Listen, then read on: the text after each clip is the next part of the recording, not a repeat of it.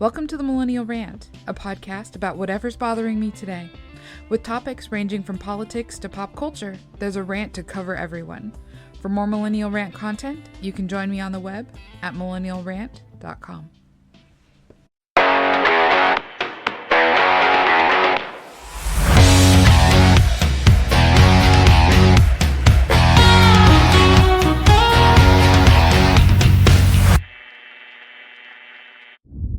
For those of you who recognize the reference in the title of this video, I'm sure that you're already prepared that this is going to be a little bit of a nerdy video. Not a lot of it, just like a little bit, because I'll be the first to admit I'm not like the world's biggest Hitchhikers Guide to the Galaxy fan. Not like I hate the Hitchhiker's Guide to the Galaxy. I've never read it. And I watched the movie once when it came out in theaters like a bajillion years ago, and I was told that it wasn't super duper accurate to the book. And I own the book. It's on my list. I just never got around to it because life. So, yeah. But, that being said, I've always been kind of fascinated with the little bit I do know, most of that revolving around 42 and the answer to the question of life, the universe, and everything. And I was kind of like in the back of my head thought, 42 was just kind of like a cheeky, random, throw it out there, there is no secret to the universe type of answer. But a while back, I stumbled across this fan essay, and for those of you who aren't in a fandom to that extent, that's actually not unusual for fans to hyper-analyze the fandoms that they're in. The romances and the worlds and the nuances of plot and that sort of thing is actually fairly common. And so when I stumbled across this particular essay, I don't know how I got down that rabbit hole because, again, I'm not a Hitchhiker's Guide to the Galaxy super fan. I wouldn't even call myself a Hitchhiker's Guide to the Galaxy, moderate fan. Again, I've never read the book. But I did find my way across this particular reference, and it was an essay analyzing the answer 42. And the premise of this essay is that there's a deeper, genuine answer to 42 being the secret to life, the universe, and everything than what we on the surface would expect. And it's been a minute since I read it, and I couldn't find it again when I went to search to do this video. I'm sure, after I'm done with this, I'll go on Google and it'll pop up first thing, because that's just how that goes. But I wanted to take a stab at it anyway, so, keep in mind that this is me remembering something that I read on the internet 5 years ago. But, moving on. So the idea that is presented in this particular essay is that the answer 42 is based on binary, because the person, the thing that is searching for the answer to life, the universe, and everything is this gigantic supercomputer. It's like the brain of the universe, and it's what makes the universe run, as far as I understand, based off of my very limited knowledge of the books. And early on, it was set to search for and answer the question, what is the purpose of life, the universe, and everything? And in the book, I think it was a radio drama first, maybe? But either way, the answer that this supercomputer ultimately spits out is the number 42. Actually 42. The numbers 4 and 2 together making 42. And again, it was kind of expected to be this tongue-in-cheek sort of answer. There is no great secret. It's just whatever. And yet, of course, something that has been culturally significant, it was dissected in this essay. And what this person, the author of this paper, talked about was the idea that in binary, all numbers have meanings and purposes, and that's how the computers dig out the different nuances and create what they do from a string of zeros and ones in binary. And there was this whole thing that, I mean, this was a hefty essay, but ultimately what it all boiled down to is that in binary, 42 is code for basically life experience. You know, going out, experiencing things, participating in life, that sort of thing. So the author of this essay is arguing that the author of The Life, the Universe, and Everything was giving us a much deeper answer, in that the answer to the purpose of life, the universe, and everything is the human experience.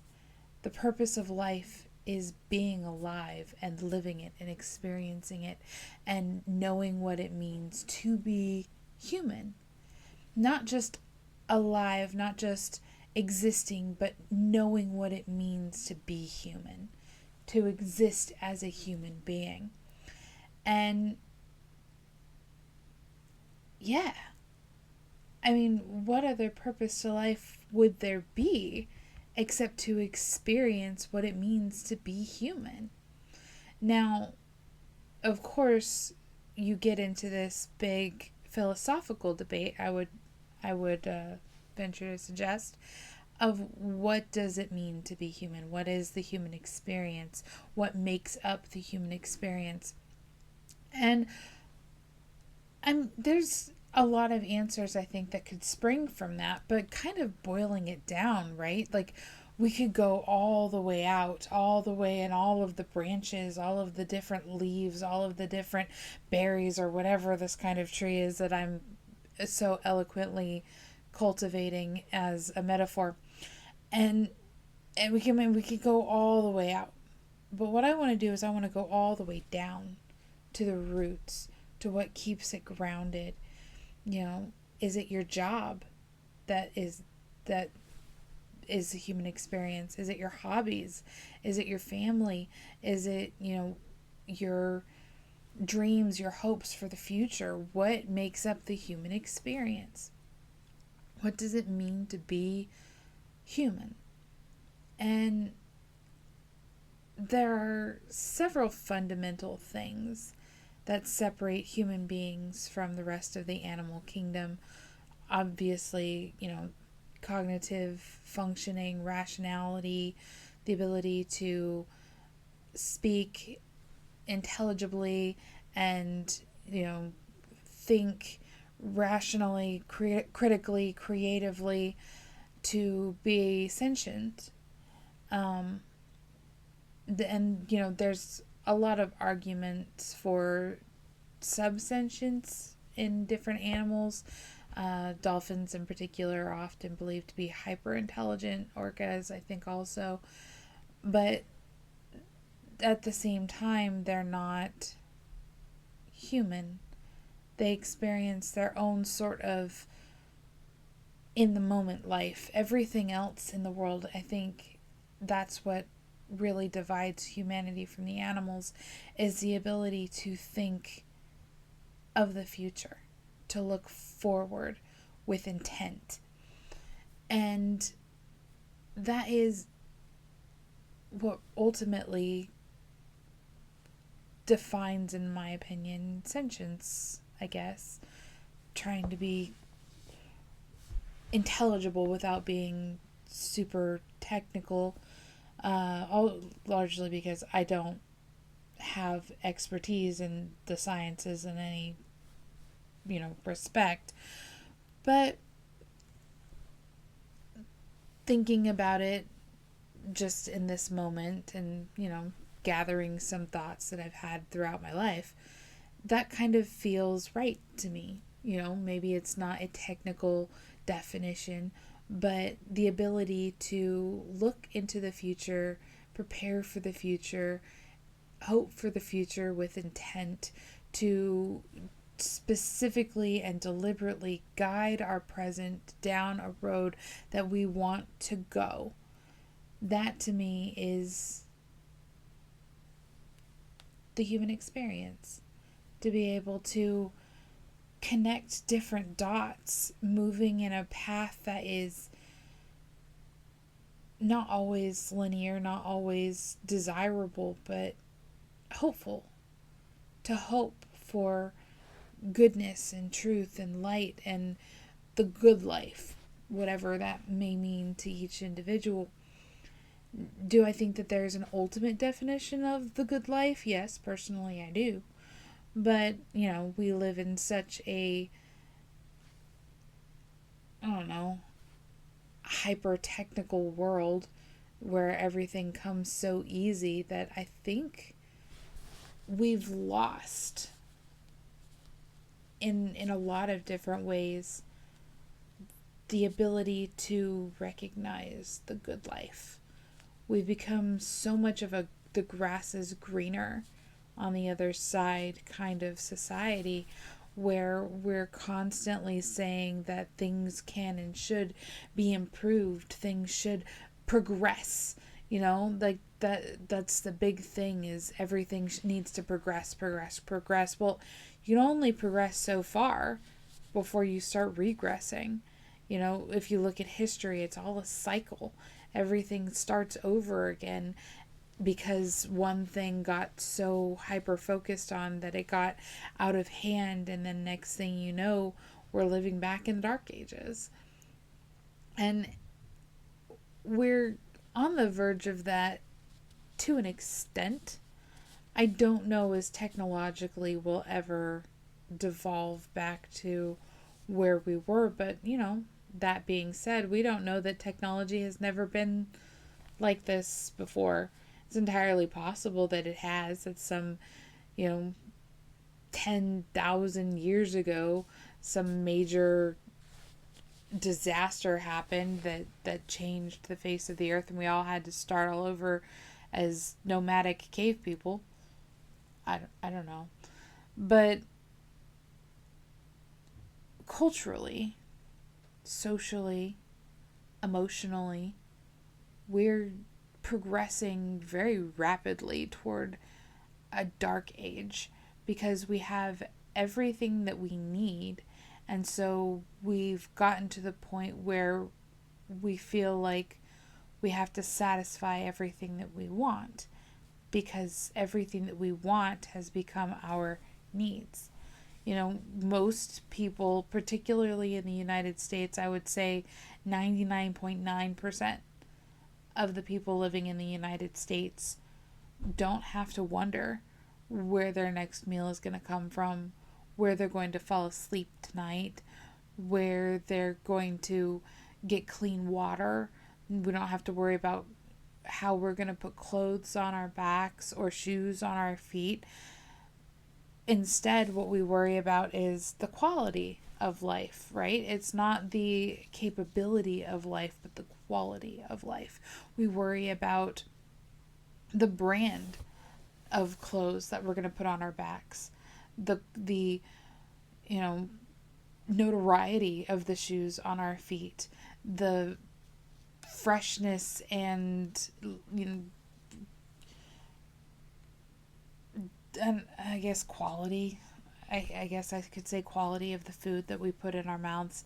It's all about cultivating that best life, but in a very superficial, shallow sort of way. And I'm not exempt from this by any means. Like, I've had, some of the best food in the world, and I've had some of the, well, okay, I can't even say I've had some of the worst because I can guarantee that's not true. Maybe some of the worst by our post first world standards, but I've never starved. I mean, obviously, I've never felt like I was in danger of starving. I never felt like I was in danger of really anything, honestly. I live a very cushy life, and I feel like my very cushy life is the norm for 99.9% of America. Do I have everything that I want? No. But, I'm a product of the capitalistic post-first world I live in. Do I have everything I need? Oh, yeah. Everything I need and then some. And it's the and then some that I think is hanging us up. We're so focused on the if only I had a better TV, if only I had better clothes, if only I had a better car, a better house, a better this, a better that, a better everything. We're so focused on the quality of the life that we think that we need in order to function properly, that we don't stop to think about whether or not that quality is actual quality. Living wealthy, living satisfied, it's never gonna happen. We live in such a world where things come about instantaneously that we didn't even know we needed until suddenly we had it. And then we can't do without it. And that's blinded us in a lot of ways. Again, I'm speaking largely from my own personal experiences, the things that have put out of my heart what needs to be there and instead settled in my brain as things that I feel I need or should want or should have just by virtue of, well, everybody else does. And, I don't consider myself an overly materialistic person. I have my things, right? I have my things. I like books, collecting books. I like having books. I don't know as I've read even a quarter of the books that I have. I like shoes and purses and cute dresses and cute coats. And, I have my vices, not gonna lie. I've often wondered, if there was a fire, what would I grab? Aside from my family.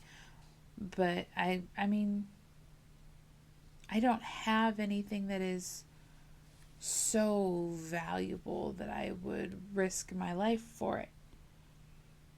And that,